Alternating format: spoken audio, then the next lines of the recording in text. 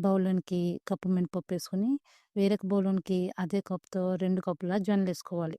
తర్వాత పావు tea spoon మెంతులేసుకొని, మినపప్పు, జొన్నలు ఈ రెండును 2, 3 సార్లు వాష్ చేసుకొని, ములిగేంత వరకు వాటర్ పోసుకొని, ఒక 4, 5 గంటల పాటు నానబెట్టుకోవాలి.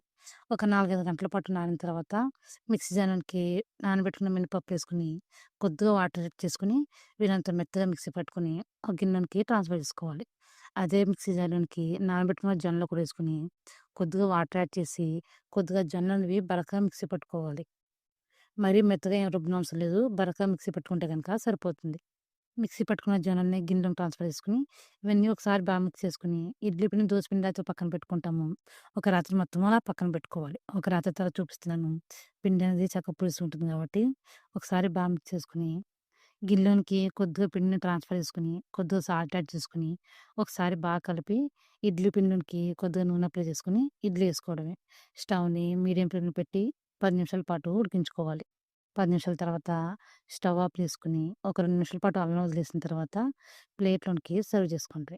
అంతేనండి, ఎంత టేస్టీగా, ఈజీగా, హెల్తీగా జొన్న ఇడ్లీని తయారు చేసుకోవచ్చు. ఇడ్లీ రవ్వ లేకుండా ఒకసారి ట్రై చేయండి. ఇడ్లీ అనేవి చాలా స్పాంజీగా, మెత్తగా టేస్ట్ అనేవి చాలా చాలా బావుంటాయి. మీరు కావాలంటే గనక ఒక కప్పు ఇడ్లీ రవ్వను కూడా యాడ్ చేసుకోవచ్చు.